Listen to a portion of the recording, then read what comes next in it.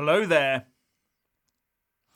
The Remainer press is giving all the airtime and column inches it can to anyone who will condemn Boris Johnson for taking action to protect the interests of the UK.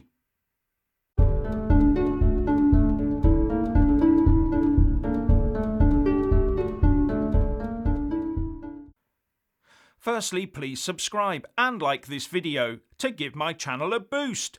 And I'm always uploading new content, so please do check back daily. And a big thanks to my Patreon and PayPal supporters. As MPs gird their loins for the second reading of the UK Internal Markets Bill in the House of Commons today, all we hear is the EU and UK Remainer press screeching on about Boris breaking international law, while totally sidelining UK concerns over Northern Ireland being blockaded.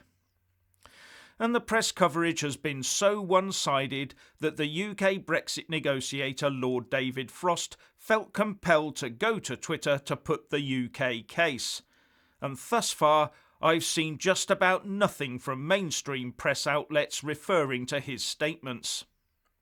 But they appear to be hanging on every word from Barnier and the pro-EU campaigners in the UK.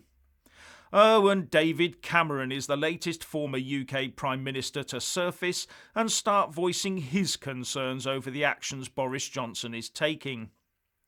Then there's the Brexiteer Tory MP and former Attorney General Geoffrey Cox QC, who has also come out against Boris despite him being a Brexiteer and is therefore getting a lot of attention. But a quick comment on that. One of the things that's given Boris the legal basis for what he's doing is Clause 38 of the Withdrawal Agreement Act 2020, something I've talked about before. And Clause 38, the notwithstanding clause, says that the UK Parliament is sovereign and that within the UK it overrides EU law. That act received royal assent on the 23rd of January 2020. Geoffrey Cox was the Attorney General, one of the law officers of the Crown, between the 19th of July 2018 and the 13th of February 2020, so spanning that royal assent.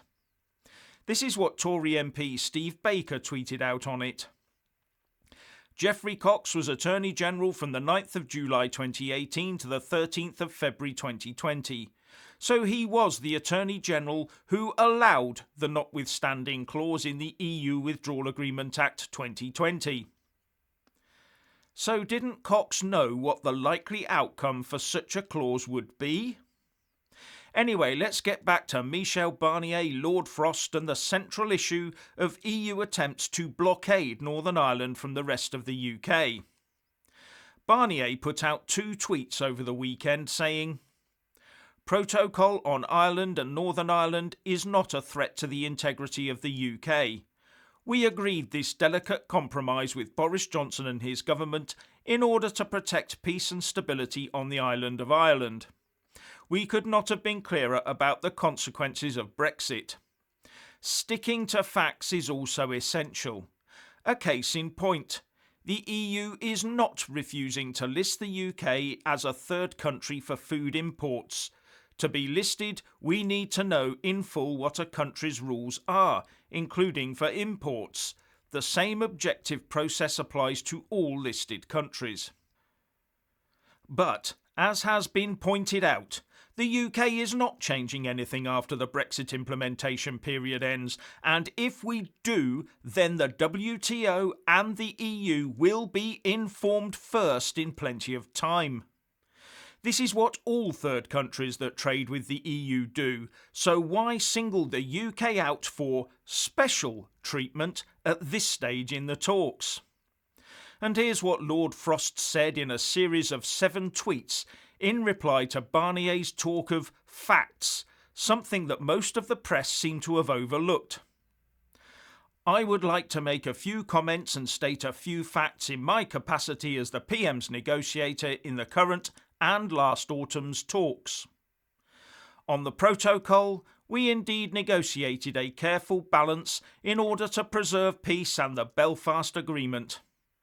It is precisely to ensure this balance can be preserved in all circumstances that the government needs powers in reserve to avoid it being disrupted. On third country listings, the EU knows perfectly well all the details of our food standards rules because we are operating EU rules. The situation on the 1st of the 1st of 21 is accordingly perfectly clear. We have discussed this frequently with the EU, including last week. Any changes in future would be notified to the WTO and EU in the usual way with plenty of lead time. The EU lists dozens of countries globally on precisely this basis, without any sort of commitment about the future. Yet it has been made clear to us in the current talks that there is no guarantee of listing us. I am afraid it has also been said to us explicitly in these talks that if we are not listed, we will not be able to move food to Northern Ireland. The EU's position is that listing is needed for Great Britain only, not Northern Ireland. So if Great Britain were not listed, it would be automatically illegal for Northern Ireland to import food products from Great Britain. I hope the EU will yet think better of this. It obviously makes it no easier to negotiate a good free trade agreement and the solid future relationship which we all want. Yet this is being totally ignored by most of the mainstream press in favour of incessant Boris and Brexit bashing, all showing what a tailspin the EU and the Remain element in the UK are in. The good news is, though, that although some Tory MPs may grumble, most of them that don't like this bill are more likely to abstain than vote against their own government. But things are gearing up.